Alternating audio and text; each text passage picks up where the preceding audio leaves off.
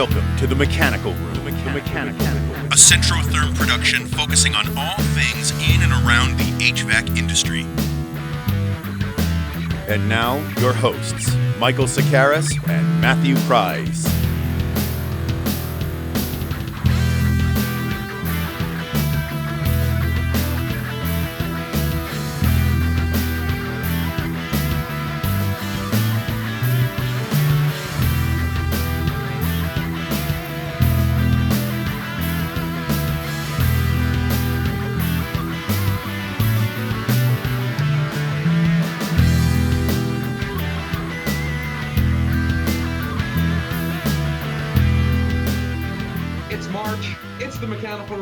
It's Mike Sokaris, it's Matthew Pryce. We're back again for another hard-hitting HVAC podcast about the mechanical room and all things mechanical room adjacent. We are festooned with swag right now. We just came back from CMPX. We just had our contractor event in Miami. There's so much stuff to talk about. There is not enough time in the day to parse through all the content that's been made. Mike, how you feeling today? I'm feeling wonderful. It's spring is here. We're at our third episode for the year. The birds are chirping. The Miami event, it was a blowout. Thank God it's over. But man, was it a fun time? Can we show some of the clips, you think, today? I think we're gonna tease out a little bit of the Miami stuff, care of F. Cavone Productions. We are going to, you know what? Let's just get right into it here. Here comes a little preview of Miami. Before we go, I gotta say thank you to Thermo 2000 for this sweet toque, I guess it's called hat. Us but here, they're Canadian, right? Here, so I guess it's a toque. Here in the States, I call it a hat. Maybe I mean, is it technically a beanie if it's got the little no, no, I don't think it qualifies as a beanie. Thermo 2000, they gave me this hat at the CMPX show last week, and they were like, you better wear that on the podcast. And I aim to please. So shout out to you guys. I'll tag you on LinkedIn. They said they didn't have an Instagram, so you should change that, fellas. Let's get with the times, boys. Let's go. So anyways, these guys are out of Quebec, and the hat is quite nice. And I've been wearing it as a fashion statement in addition to being, boiler influencer as we are, of course. Speaking of boiler influencers, we're going to go right into Show Us Your Pipe. But first, a little taste of what's to come in the Centrotherm Squid Games.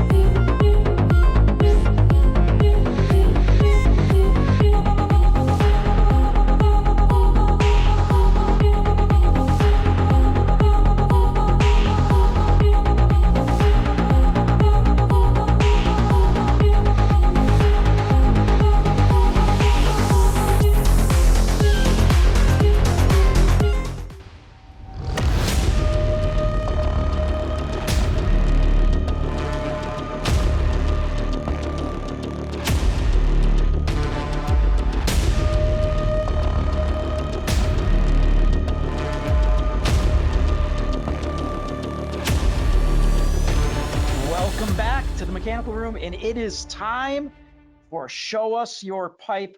And I think we've got quite a special feature this time, don't we, Mr. Pryce? We do. We want to give out a Lifetime Achievement Award. And so Oakdale Plumbing and Heating, Victor65 on Instagram, the legendary Victor Pregal, member of the BC contingent. He flew in to Miami with Terrence and Daryl of Impetus and Colin of John Sadler Plumbing. And did I miss anything? Others. Did I miss anybody else from BC? I'm not sure. I'm not sure If I either. did, I apologize. God, my head is swimming. It's like we're receiving the Emmy and we forget to thank Who somebody. did I forget? I'd like to thank my mother. I'd like to thank Wiesman for this great installation. I'm not going to come over and smack you, Mr. Chris Rock. Oh my goodness, I will definitely stay away from the alopecia jokes. I'm well you should. Not suffering myself, clearly. Should see my back, right? I'm not going to go there. So anyways, quick shout out. And again, we're giving the award this month to OG Venter, Victor Pregal. Typically, we highlight new installations, basically, stuff that has just been put in, diamond plated up, shined up, spit shine, the whole 9 yards. This one is a fascinating one, and it really is something that is worth noting. Victor installed these two Wiesmans 9 years ago. 9 years ago. And he went back to do some service work, I believe, on those and posted some pictures of the work he did. You can tell before and after pictures. You can see that they're the old Inaflu labels. So the vent system is still going strong. No service necessary. That's it. And, there's some before and after here to the burners of these Wiesmans. They, required standard servicing. So the great professionals at Oakdale Plumbing and Heating came in, and like the professional he is, those Wiesmans are good as new now after almost a decade, and the vent system's still going strong. So Victor 65, Mr. Victor Pregal, thank you so much for all things that you do. You get the first ever Lifetime Achievement Award on Show Us Your Pipe. So congratulations, Victor. I think I hit you up with every swag we got already down in Miami, but you know what? More coming your way. We got new stickers. There's new hats coming in. Maybe you'll be the first person in BC to have the new hat. And they're very nice. I want one too. Well, you get the first pick. Okay, you get second. Thank you. You get second. So Show Us Your Pipe. We'll be right back now with the very special guest, Gary McCreadie, the HVAC know-it-all.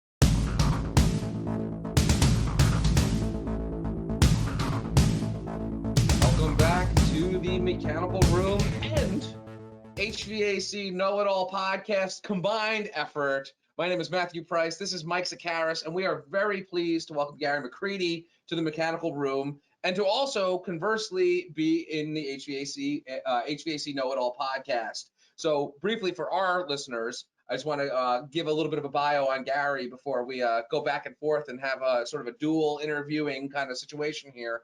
Gary is a refrigeration journeyman and gas fitter with over 25 years experience in HVAC and refrigeration, but more importantly, a husband and a father of 3. And I want to hear a little bit about your family as well when we get into this. He's also the creator and president of HVAC Know-It-All, an educational-based platform consisting of HVACknowitall.com, the HVAC Know-It-All podcast, the HVAC blah, blah, blah, blah, blah, Know-It-All app, the HVAC Know-It-All YouTube channel, and many other social media accounts where he learns, teaches, and entertains. That was a lot of HVAC Know-It-Alls. We welcome the HVAC Know-It-All himself, Gary, to the Mechanical Room. It is wonderful to see you again digitally. I just met you in the flesh last week.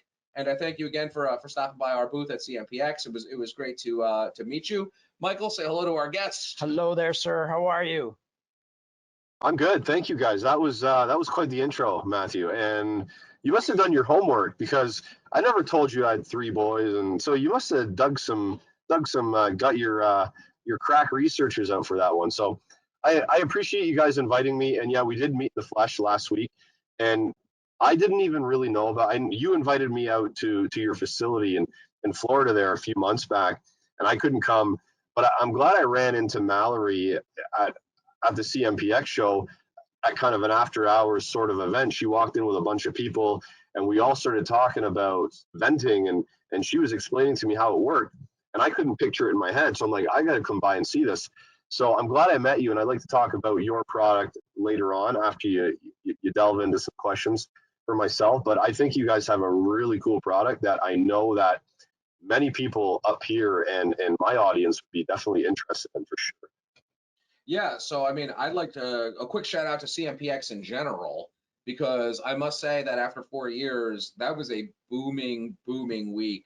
Usually those trade shows have sort of diminishing returns. The first day is the busiest, and then less so as it goes on. But that place was mobbed until Friday afternoon when I left for my flight.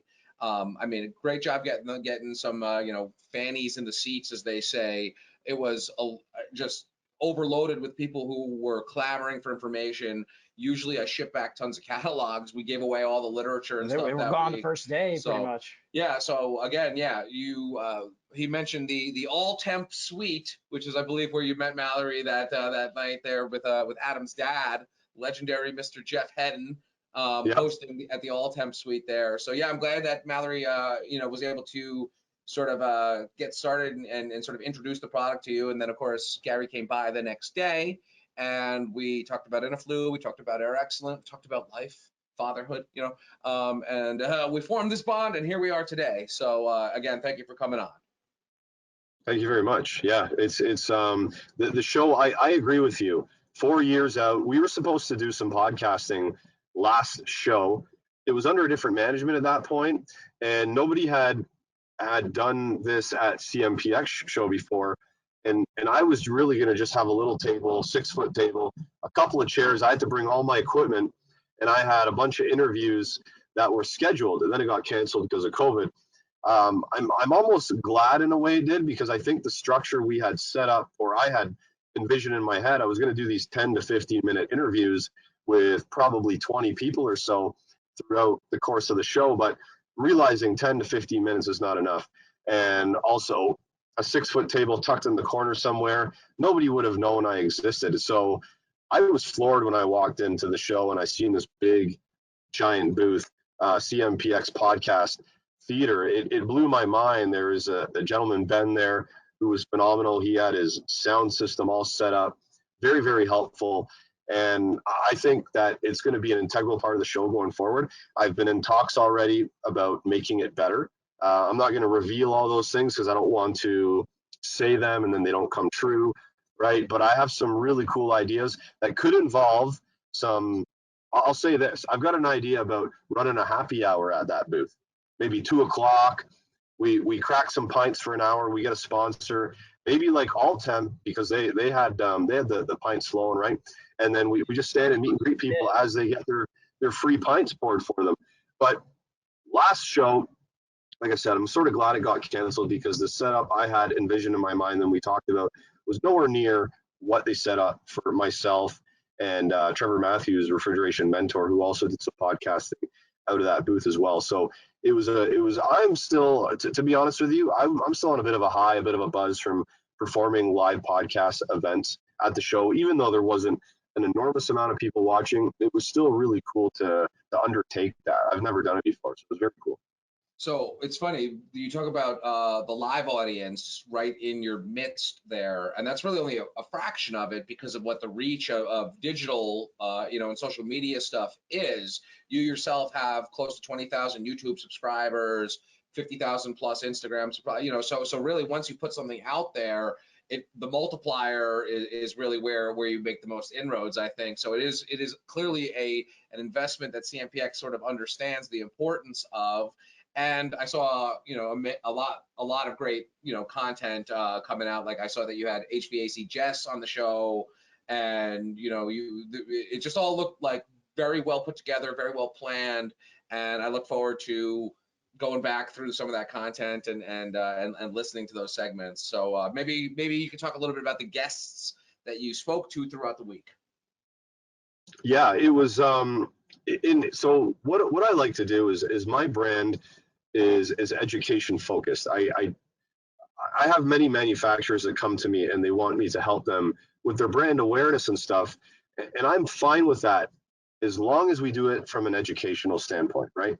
We have to, as long as they vet me first and I vet them and we're comfortable with each other, I have to believe in what they're all about and they have to believe what I'm all about. It's not just call me up and provide me with shout. Like I've said this before, I don't want to be a shout out machine for brands. I want to work with people I believe in, and I want to educate them, and I want the science behind. Like I work with, for instance, Refrigeration Technologies is a great brand. They have like leak soap and a product called Nylog we use for thread sealant. And my podcast, when I did with their CEO, John Pastorella, I'm like, listen, let's tackle the science behind how all these products are put together.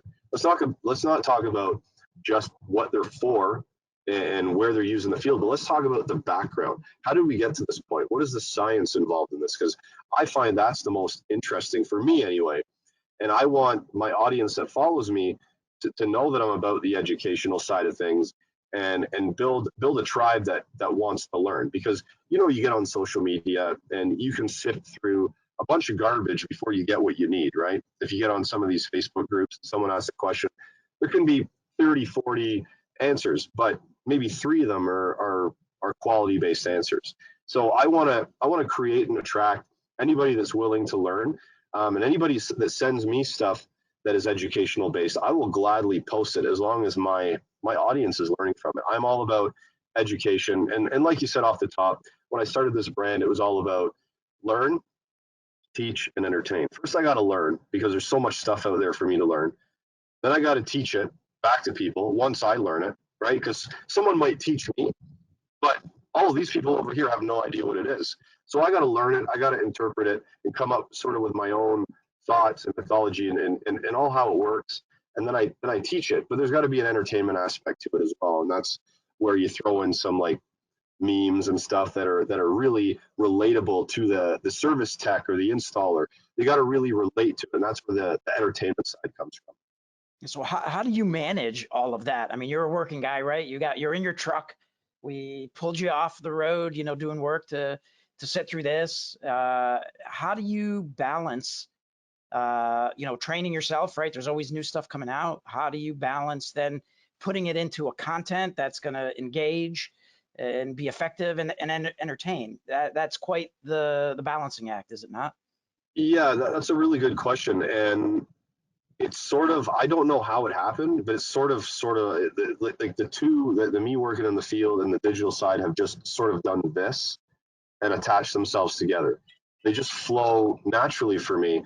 And I don't know when that happened, but in the beginning it was tough because I was coming home and then spending some time on the digital side. Sometimes I was up till 1, 2 in the morning talking to individuals, just individuals about some of the problems they were having in the field and whatnot. Now I'm bombarded with messages. It's really, really hard to get to all of them.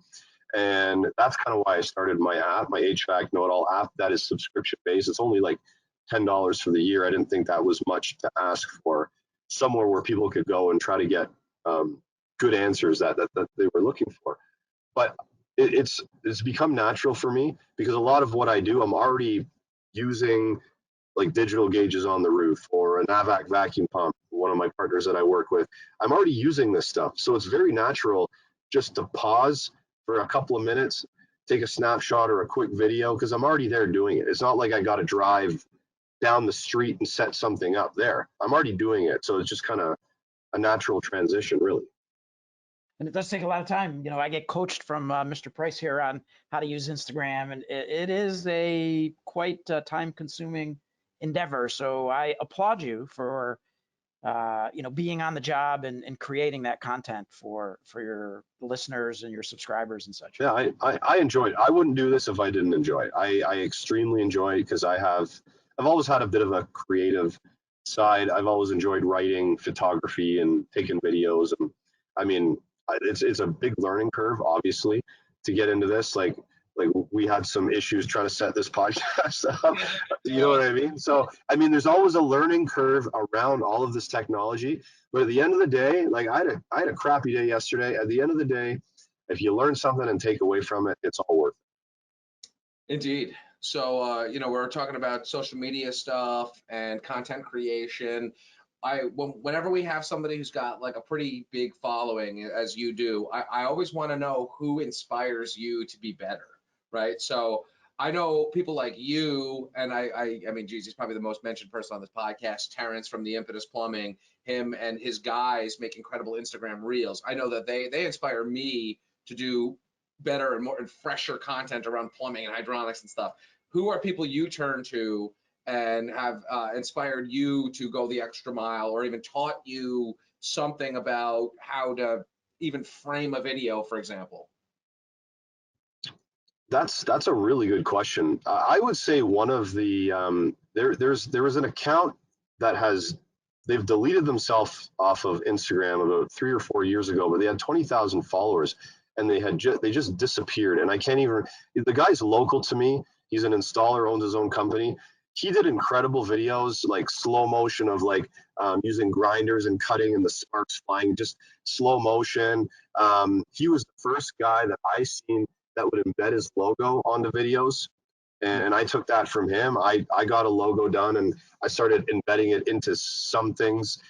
Even my memes, I kind of write the HVAC Know-It-All podcast on my memes, so when they're circulated, it's kind of like a free form of marketing or whatever. Sure. But that guy disappeared. I don't know where he went, but his videos were very inspiring to me. And another guy that makes some really cool videos is Eric Ani from Mechanical Hub. I don't know if you follow Eric, but he has some really cool content as well.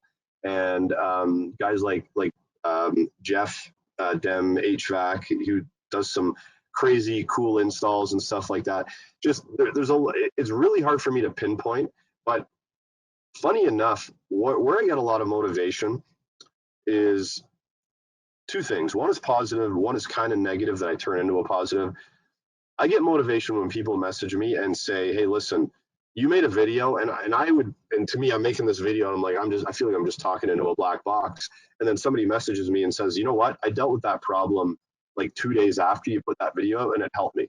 I get motivation from that because I just helped one person, and I'm on top of the world because that video actually accomplished something. And the negative side of things where I get motivation from is the haters. There's always a hater out there. Sometimes there's many. Sometimes they pile on. Sometimes you go for months without seeing one, and then all of a sudden they're there.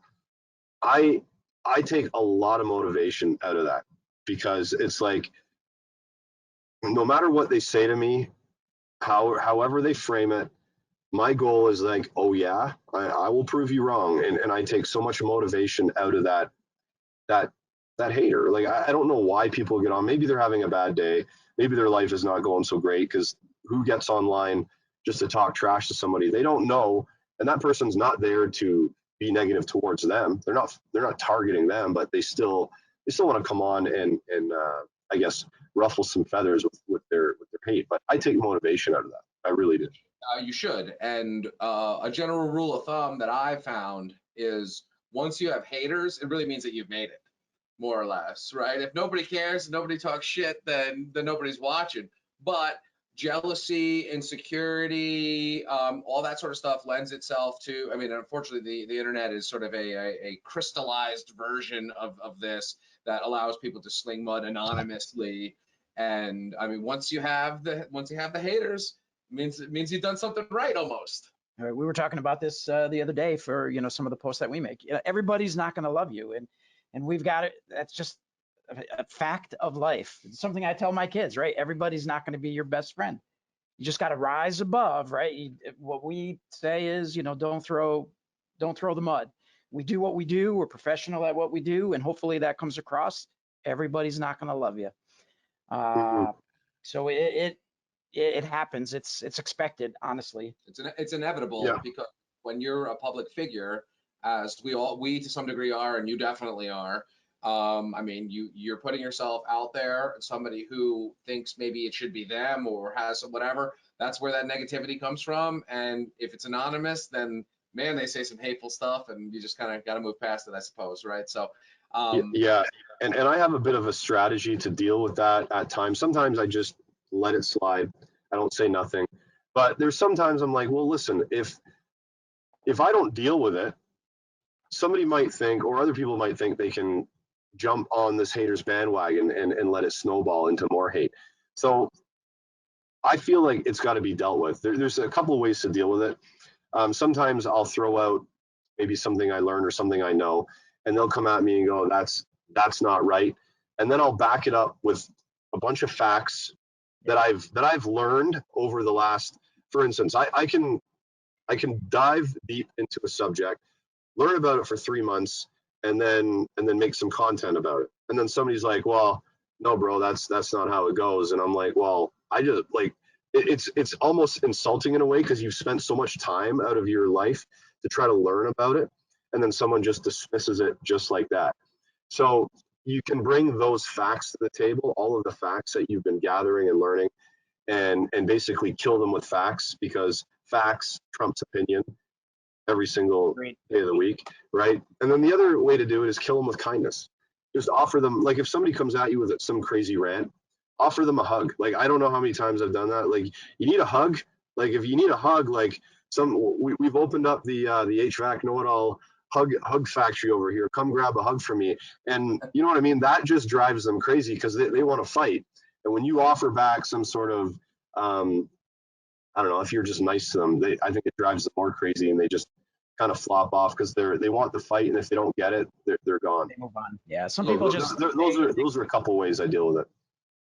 Yeah, that's a good strategy. I mean, we try to do the same stuff. I mean, we obviously aren't the only, you know, vent company in the game, and everybody has their favorites. So not so much on our own posts, let's say, but if somebody out there in the field posts an installation, you see, you know, you get a random comment about, oh, that stuff is crap, or whatever it is, right? And I mean, I generally stay out of that, but it's always funny to see the conversation underneath it on someone else's chain. You know, we're kind of removed from that, so I definitely watch and look, and if there's an incorrect statement, I will very politely put a customer service hat on and say, well, I mean, such and such is not true because, or I direct you to this resource that answers that question, that sort of thing. So, I mean, it's a very interesting and tangled web to you know, to weave on the internet. So, you know, I mean,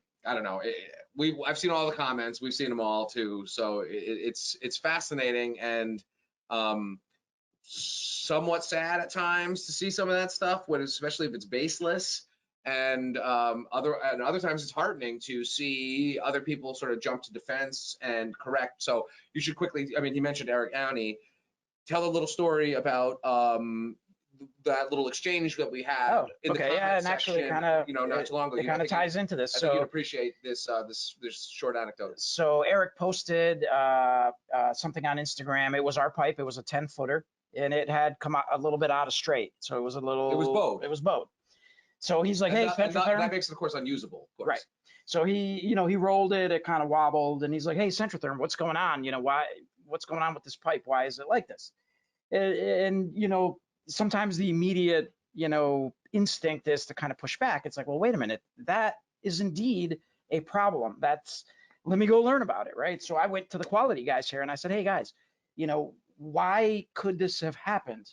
And they're like, well, there's a number of ways it could have happened. When it comes out of here, when it comes out of the plant, we look at, and they stepped me through it. We look at the wall thickness, we look at the ovality, we look at the gasket, we look at the bell. You know, this is how we pack it. This is how we test it.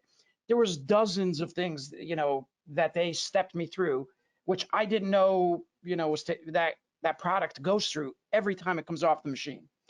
So, you know, I guess back to the comment about the immediacy of kind of kicking back your defense.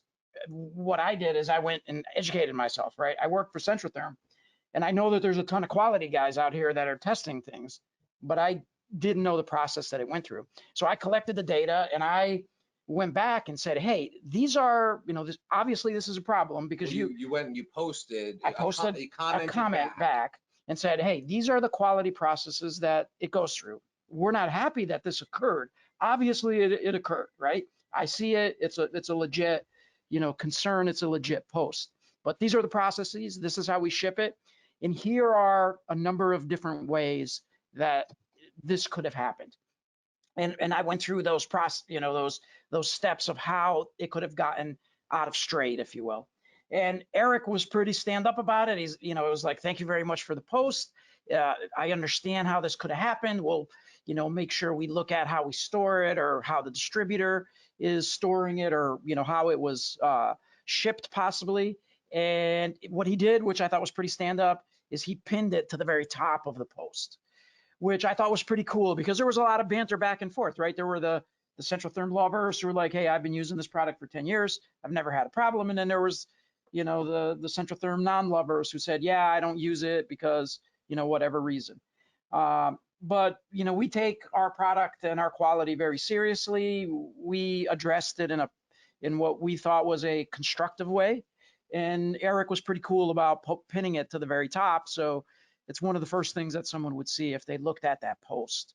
So again, that's kind of, how do you deal with feedback that's important for us to understand? It was good that we saw it. Right. And that wasn't even like a hater thing. It was a kind of a legitimate quality question. So, and it wasn't even, I mean, and Eric, who uses our product when available in his area, is very straightforward about stuff. And, it was just a random post asking questions basically. And then we replied in kind. And with the facts, as you had said, exactly. Right? We collected the data. So hopefully someone would see that and would walk away, thinking that we don't shy away from problems, all that sort of stuff. We own it. Yeah. All right. So let's turn it back to the mechanical room and your know-it-all knowledge. So one thing I love the know-it-all name, especially considering you're not like a smart ass or an arrogant guy in any way, because you can kind of like know-it-all kind of is something of a pejorative in some sense. So you about learning, you want to learn, you want to teach and stuff. I was curious as to technology had maybe the steepest learning curve for you to become the know-it-all. Like what did you struggle with and what came easy in this world of refrigeration and gas fitting over the years? The book stuff, it was always easy for me.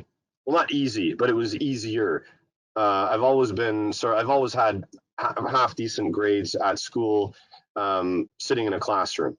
But for me, growing up, my dad was a blue collar worker. He worked in a plant, but we lived in this sort of townhouse condominium complex where all the maintenance was done for you. You just paid a maintenance fee and they cut the grass, they replaced the windows, they did a bunch of that kind of stuff. So it's not like I ever had to go out with a lawnmower and cut grass, and then if it didn't work, flip it around and screw around with it with tools and stuff like that. So the tool part for me was a big learning curve. Like when I first got in the trade, I didn't even know, like I've said this a million times, using 2 wrenches, I didn't know that I had to use, I'd go with 1 wrench and like the other side would be buckling, and then I'd get yelled at by the journeyman I'm working with, like, use 2 wrenches. Like, oh yeah, that makes sense. Then I hold the other pipe from buckling. That was a huge learning curve for me. But learning the theory behind it all was the easy part, I think. And then it was maybe dealing with the customers. Like I grew up as like, even though I have a podcast and I do videos and stuff, I'm not really, I'm more of like an introverted kind of person. Like I'm more of the person that at the party I just kind of sit and observe and have quiet conversations with small groups of people. I don't want to stand in the middle and be the guy that everybody looks at. I don't want to be that person.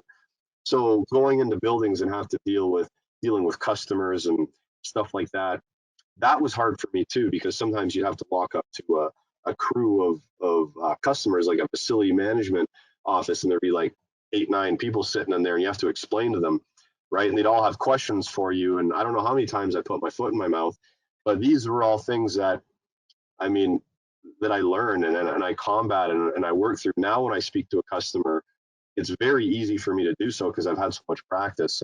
And like I said, I'm all about the education. I like to educate my customer. I don't like to be the cloak and dagger type person. Like you got to hide all this information from them. I like to educate them up front, bring parts to them, show them right to their face. This is why I'm changing it. Here's a PDF of a write-up from a manufacturer about why we should be doing this now and not waiting till it fails. Like I like to do that kind of stuff with my customers, and it builds trust and it shows them that you're capable of performing your job at a high level because they're getting that type of feedback from you. So the tool was always the struggle for me, and coming out of my shell and just being more of an open sort of person around my customers was also something that I struggled with at first, but I think I'm past that at this point now. So. Yeah, it's good for you. The other thing that I find interesting about you is you are, with all the social media people and the influencers, you are out there talking a lot about electrical as well. And we talk about electrical. I came from the electrical side. So it's, for me, it's encouraging because there's always that kind of, pulls on your heartstrings a little bit, but I miss the electrical side, I miss the people more than anything, but it's pretty cool that you are playing on that side. I think your logo even has, little probe, No, on that's not there as mine. well? That's No, not I yours? don't have any. No, that's not mine. That must be somebody else's. But yeah, Okay, cool. Sorry. I know We all put our I know foot what in you're our saying mouth. about the election. You know? I actually made 2 posts today, or I didn't make them. I've gathered the content to make 2 posts today about electrical problems that I found today. So it's funny that you said that, but I'm a huge guy when it comes to fundamentals of electrical troubleshooting, because for me, 80% of the problems I see in the field are electrical. Yeah. For me anyway. I know airflow, when you get to the residential side of things, I'm mainly commercial at the moment, but when you get to the residential side of things, there's a lot of airflow problems that are sort of like, unless you dig into them, you don't really know that they're there. But for me right now, electrical is definitely the number one. My meter is what's used. My electrical meter, multimeter, is what's used the most on a job, 100%. Which one do you use? Right now, I've been using, for the last year and a half, almost 2 years, I've been using the Supco ID VM550, which pairs with the TechLink app. So you can do all kinds of cool things with the meter in the app, like checking a capacitor under load, for instance, just by clamping around the start winding, putting your probes across the capacitor, and it spits back out you what your microfarads is under amps within a range. So it's a good tool to take to a customer if you're doing a maintenance and go, like, we're checking all these capacitors, and take a screenshot of the app and go, yeah, it's running right now, but it's out of range, so we might have to change this capacitor now instead of waiting until it fails. So it's a good way to promote ethical work, plus show the customer, hey, this is what's going on, like that educational thing, like I was explaining before. It's cool. I think one of your episodes you did a kind of a digital versus analog, or did I get that one right? Hopefully, where you were talking about the different. Man, I've been poking fun at analog gauges for a very long time. Yeah. Okay. So I'm a big digital guy, but I mean, I'll still use analog tools the odd time. But I'm a big digital guy, and I understand there's people in the trade that like their analog tools still. But sometimes I make memes to poke fun at them just for entertainment value, and they seem to come across as, yeah. It's funny how that transcends, not, just in general, because analog versus digital. I'm a guitar guy. Yeah, absolutely. And Yep. I have a lot of guitar electronics, and some of those electronics are analog.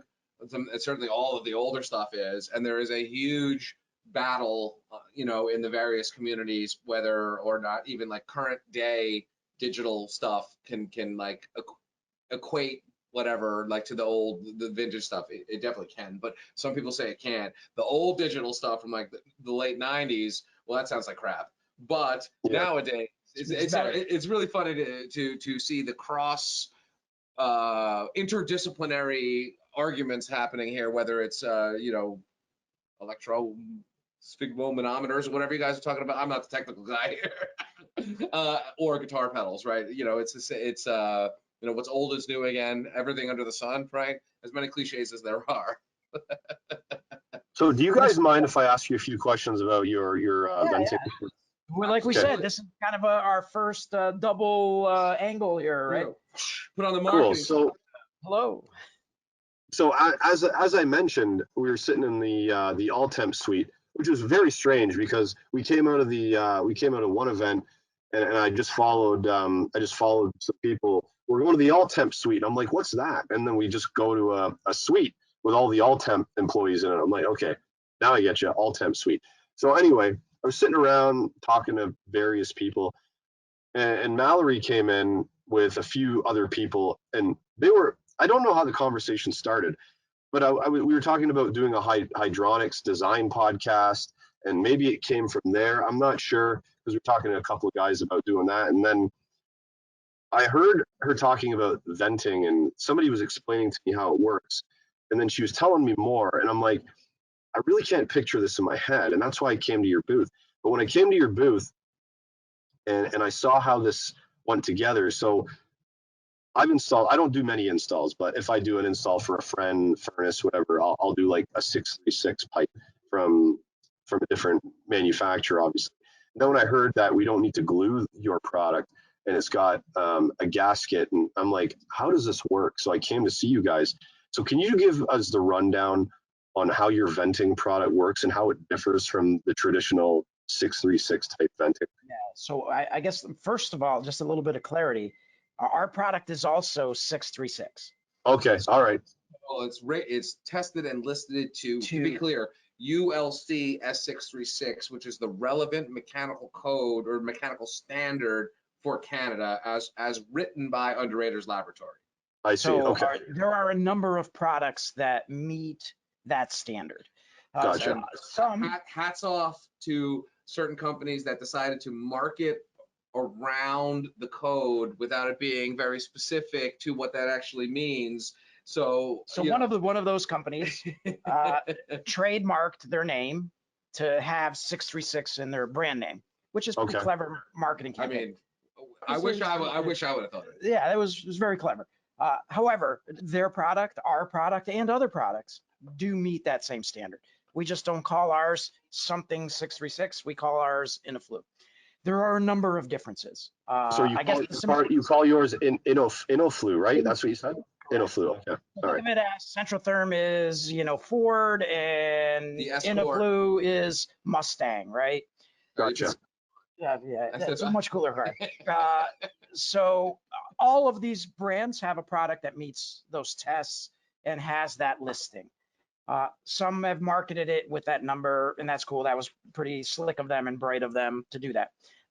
So there's a lot of similarities, but there's a lot of differences as well. To your point. Oh, look at that. So one of the differences is upper limit of temperature. Ours has an operating temperature of 240 degrees. Okay, Matthew loves his Innoflu. Ours has an upper operating temperature of 240 degrees. The PVC-based venting material that meets 636 has 140 degree operating temperature and 149 degree upper limit. So it's made out of a different material. There's a lot of factors with that, right? Ours is pretty light and pretty thin walled, right? I don't know if I can get that in the right direction. Yeah, there. I can see it. Yep. Where PVC is much thicker and much heavier. That's one of many differences. The other one, to your point, Gary, is ours does not go together with glues. You don't have to sand it. You don't have to prime it. You don't have to dry fit it. You don't have to glue it. It is a EPDM gasket, highly resistant to acids and condensate, which polypropylene itself is very highly resistant to the acids and condensate. An example that I always use, your battery in your vehicle and the kind of the housing that battery sits in is actually made of polypropylene because of its resistance to acids. When you have condensate, when you have acids in your venting, it's going to slowly over time, deteriorate, eat away at the material that it's in contact with. There's nothing better than polypropylene as far as the resistance goes. So one of the critical things also is that this system is engineered for it, right? So all of the male and fitting based systems are just general, just pipes and fittings basically, and you can kind of move them around what you want. Generally, I mean, we abut against regular Schedule 40 a lot in certain parts of this country where people kind of cob together a vent system because that's what's available on the shelves. Our product is engineered specifically for that application and such.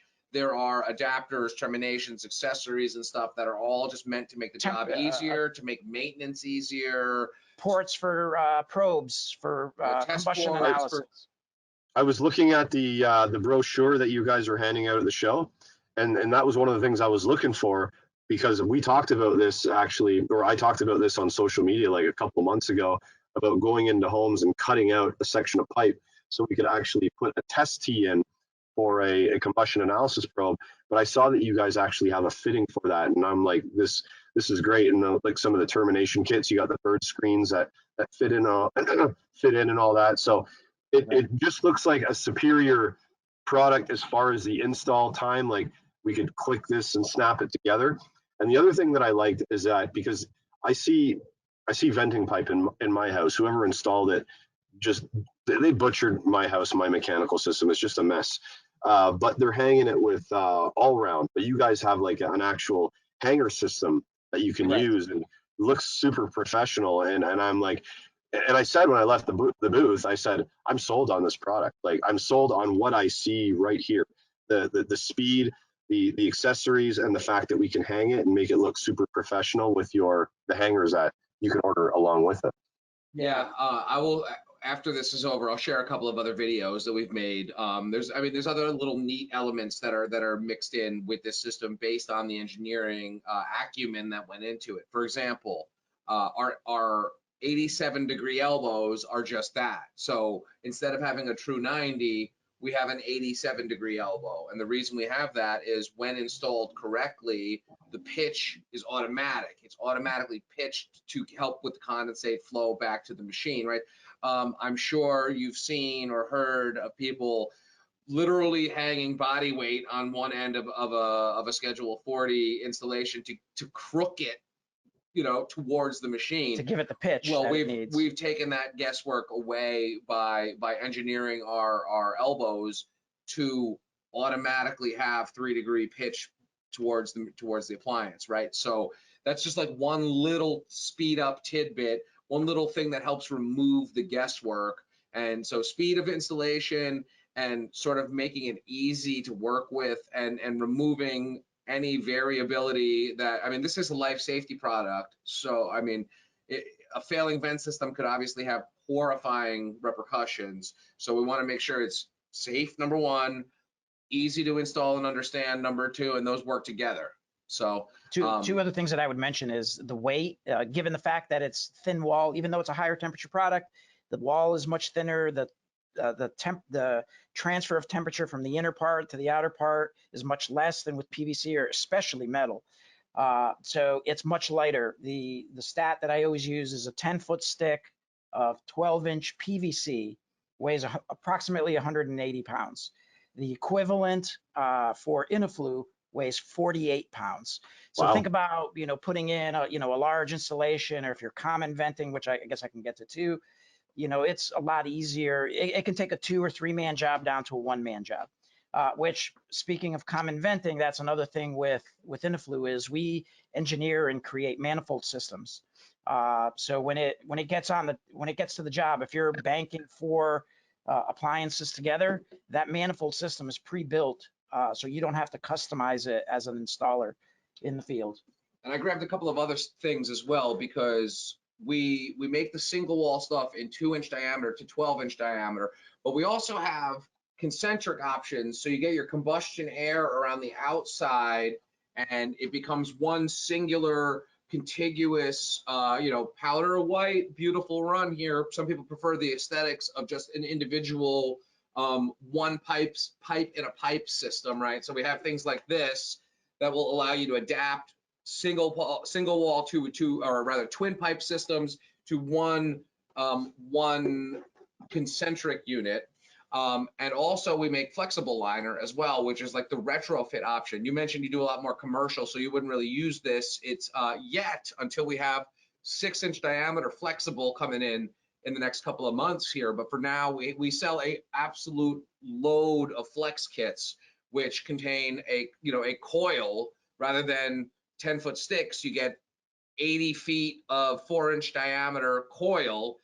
And rather than sit on the roof and glue piece to piece to piece and fitting to fitting to fitting and feed it down a chimney, you just feed one coil down the chimney. We have spacers that'll keep it centered in a B vent that exists already, or a masonry chimney, and it saves an unconscionable amount of time on retrofit applications. It also can handle offsets of up to 45 degrees. So it stays inside of a B vent that's already there. You reuse or chimney or chase. Yeah, you reuse a masonry chimney that exists already that no longer does, coal or whatever it was that it used to, or a B vent that's not hooked up anymore. And rather than rip the house apart, you run a flex liner in the B vent, and your retrofit option has saved you, hours and hours of time. Cool. And one of the things that I think that you brought up to me, Matthew, I think it was you, that if I was like, let's say I go into my buddy needs a furnace, or a friend of mine needs a furnace, and I give you the furnace model and kind of the runs and all that. You guys put together like this diagram with the parts that you need, and this is a free service that you guys offer, right? So I think you're actually combining two separate things. Oh, okay. Sorry. So you're referring at first to what we call the OEM matrix. If you go to our website, it's one of the first things you can click on. It is a PDF document that is a living document. It gets updated almost weekly with new appliances, and so you check the matrix, you cross-reference the manufacturer and the model of the appliance, and it tells you the diameter you need to vent it in and any adapter starter pieces that you might need. So, you know, certain Navien models just take it directly. You don't need an adapter, and other models require a gasketed adapter or an adapter that's sized for a PVC flue collar. So that's our OEM matrix that gets you started. And the second thing I think you're referring to is our proposal software, which is a browser-based system. And so this actually would be more pertinent to you as a commercial installer, because it's much more common to require this, or the installations are a lot trickier on a larger BTU, you know, machine in a hospital, in a hotel. The mechanical rooms are, you know, require a little bit more finagling than just a standard residential up and out. So if you provide us with a basic dimensional sketch of the system, we then turn it back with a 3D model, a full bill of materials, you know, potentially a list price quote, an order of installation. You know, basically it's a very useful thing to add to a larger bid potentially. And it certainly helps you visualize what the vent system will be at the end of the day. So really all it is we need the appliance that you intend to install, and then a basic dimensional sketch, and we can turn you back a 3D model and full bill of materials, and that is a service we do provide for free. We've gotten requests on back of pizza boxes, on 2x4s. We've gotten engineer drawings, you know, from an engineer that's we've gotten like sometimes the people will say, hey, I need a quote on this, and they provide a 375-page PDF that is like the entire architectural building, everything from the screws they're using to build a hospital or something like that. And then they say, go find it. It's like, you know, somewhere in the 200s, go find the mechanical room plans. And luckily someone like Mallory goes and does that, not me, because I would never find it. So we've got some engineers in the inside sales team that, you know, are doing takeoffs all day long. You know, again, from pizza box sketch to a full engineered drawing, we can do those takeoffs. And that's, I mean, that could be small or big job. It doesn't matter. That could be that could be the needle on the camel's back that gets you that quote. I mean, if you go in and submit a quote and it's just a piece of paper with pricing, but then you go and submit a quote with a 3D drawing of what the venting system is going to look like with the appliance, that could wow the customer to the point where this person's put in this much extra work. We're going to go with this person. So very, very good service that you guys are providing there. We can work with our distributors, and we can put together submittal packages as well if necessary. Yes, and I have done far too many trainings on this proposal software, way more than I would want to admit. So we can train someone to do it, or we can do it in-house as well. We can do either. It's a service that we do offer. We open it to the right people. If there is someone who wants to learn and wants to do their own vent systems, that is something that I can train you on. It is something that we can grant you access to, or you can just have Kara do it. Right. Cool. Kara's our inside sales and proposal queen, who is currently gallivanting in the mountainside, the countryside of Italy right now. Yeah, I'm envious. No proposals happening right now. She's, At least from her. A little prosecco and pizza and right now for her. A little vino too, I'm sure. Yeah, it's a very, from the outside looking in, from what I've heard and what I've seen, it looks like a product that I would have a lot of fun using. So I can't wait to try it for the first time. Yeah, excellent. Let us know. We'll help you out. We'll talk offline. And we'll work something out for you. Maybe I'll come up and run some cameras and stuff like that as well. That'd be cool. Turn it into a whole multimedia venting extravaganza. Venting adventure. That would be cool. I would love that. Matthew, you know, with some tools, which is always entertaining in and of itself. Oh, if you want blooper reel, hand me the wrenches, man. That's it. I was going to ask if you come up with free cameras, are you providing free labor for the install work as well? Yes. Yes. So free is really the operative word there, because that's about the value I can provide in a mechanical room. There are probably apprentices on day one that are going to be more useful than me, but that doesn't mean I don't try. I'll give it a shot. Let me, you know what? Send me blind to troubleshoot the electricity stuff. We'll see how that works out. I can help you there. Hopefully. Cool. So, I mean, if you guys have any more questions for me, 'cause I got to run in a few minutes, but I think I got what I needed from you guys from just to clarify some stuff with the InnoFlu, because and thank you for correcting me on the 636 thing, because in my head there was just so much going on at the show that it was hard to retain any sort of information, right? So I'm glad we had this follow up. Open the doors to educate as you do, right? To bring awareness. So I have loads more questions, but what we'll do is we'll save them to the next time you come on, Gary, or vice versa, and we can do this again, in a couple of weeks, a couple of months.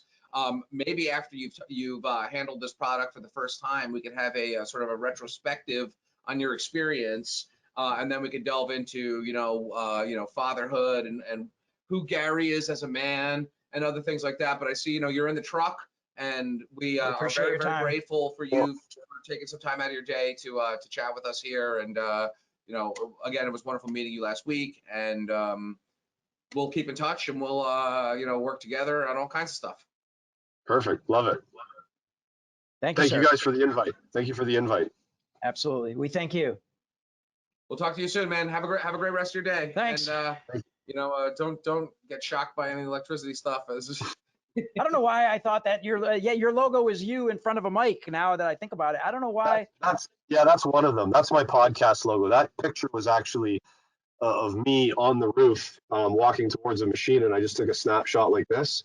Yeah. And I sent it to an artist on Fiverr, and I'm like, dude, can you take that, my headshot, and put me in front of a mic? And I sent him the picture of a mic, and he made it. And I don't know what he did, but I thought he was just going to make a hand drawing of what he thought I looked like from that picture, but it's like exactly to the T of me.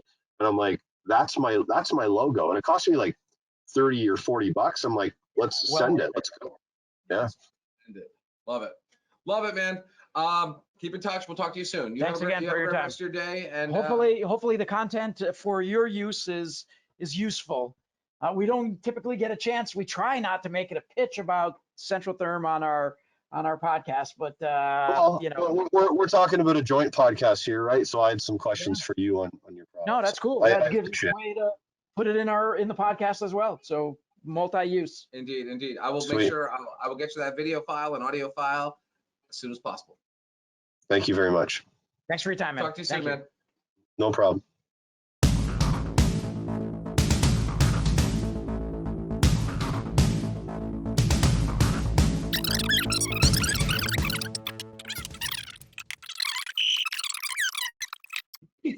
And we're back with the mechanical room. Gary is another. I mean, we've been having some incredible interviews, and I can't thank these guests enough for giving us our time. Obviously, Gary was in the van of his truck in between service calls, taking the time out to say hello to us and tell us all about what he does on the refrigeration side and the social media stuff, which is quite admirable, what he does and what he gives back to the community, which is pretty cool. There's obvious synergy between us, as we always have us as Centrotherm, that is, we're a training organization. Training is critical, and learning and teaching are his two big things. That's really I was gonna say it's the saddler. No, it's the impetus behind what he does with his social channels, right? So the impetus behind that is teaching and learning. So he's always fascinated by new technology. That's what brought him to our booth at COPX, and he wants to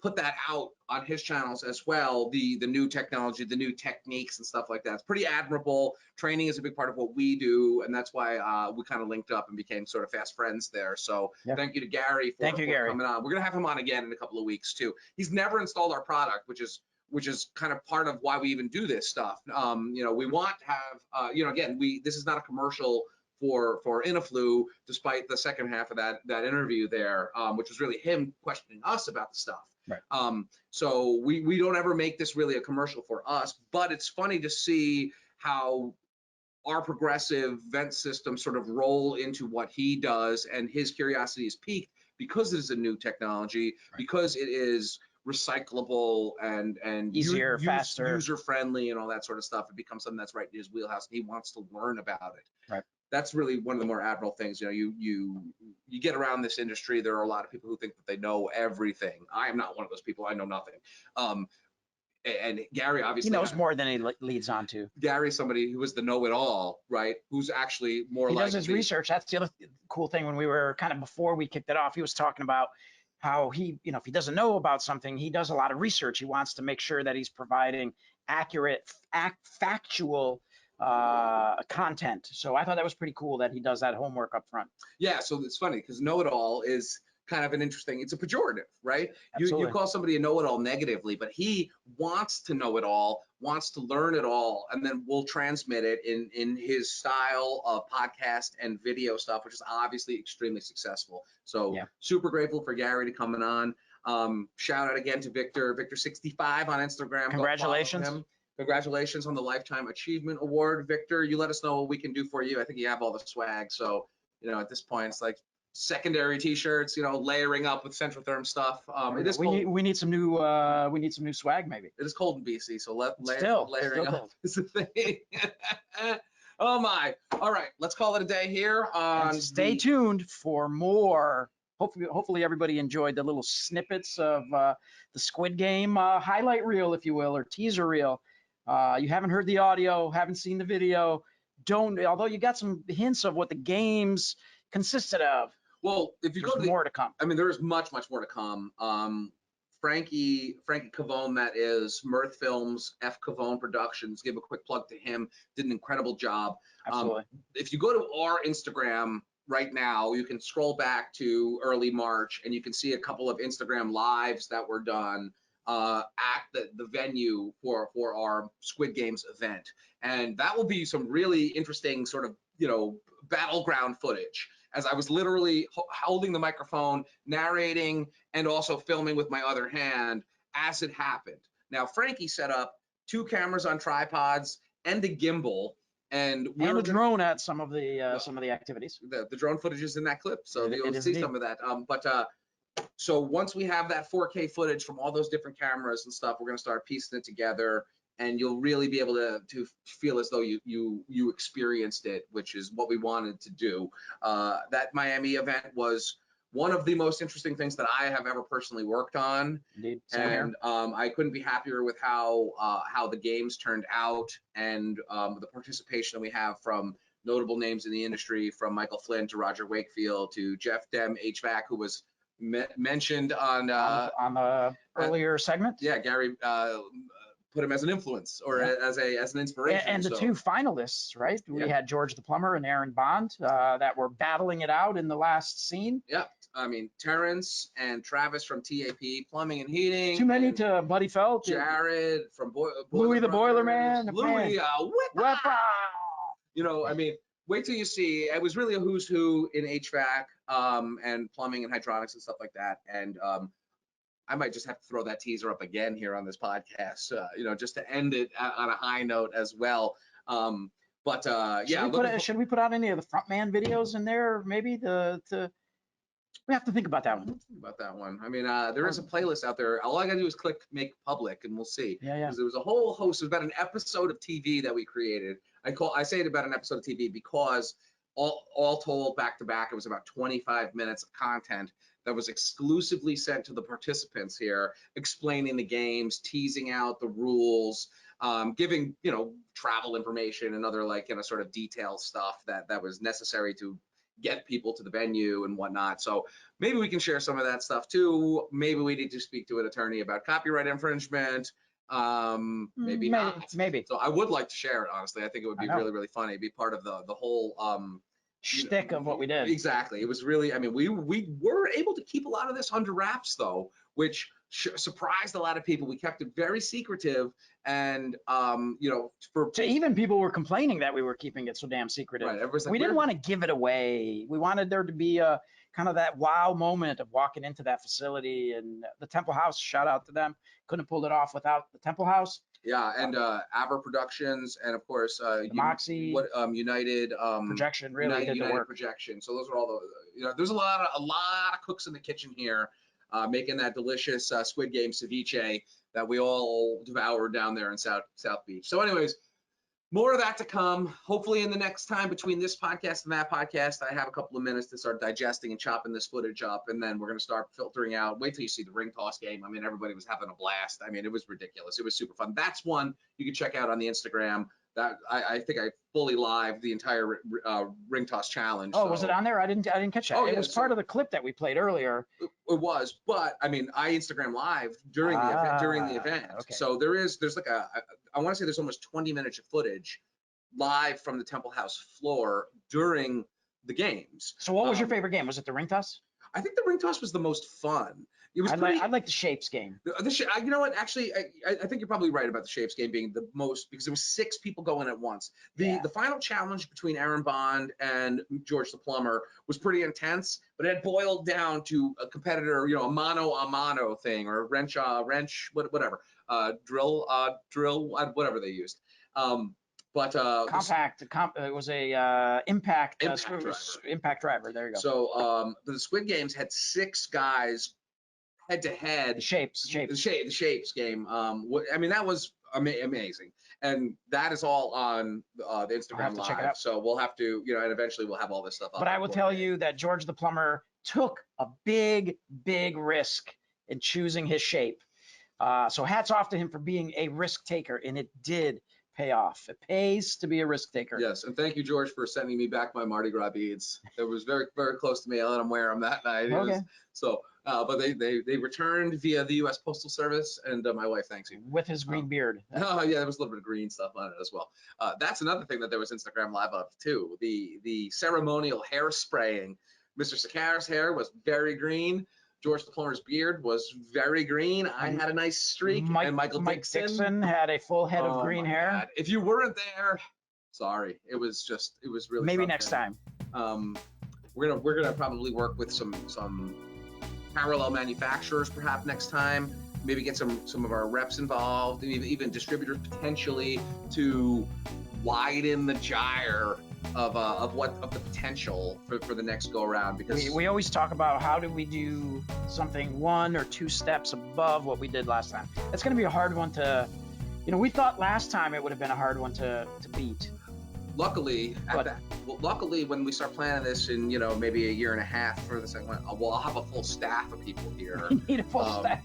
We need travel agent to work for us. That's what we need. I mean, just by and large, Michael, myself, and Alex Gastick, marketing associate here at Centrotherm, who is currently still only part-time, more or less put this all together, just us 3. So that involves the catering stuff, travel arrangements, hotel, red carpet effect. For the front man, had to roll out the red carpet when he came into the building to do the videos. Someone had to stock up on the ammunition. We actually brought extra ammunition. I took it from my son's stock. What a time.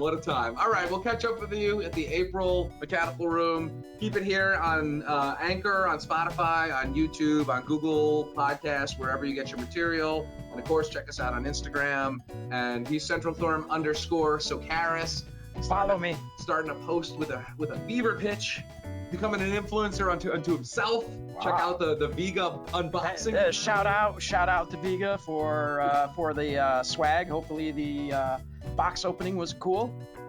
It was. They said so. So excellent. We'll catch you around real soon here on the Mechanical Room. Later, everybody.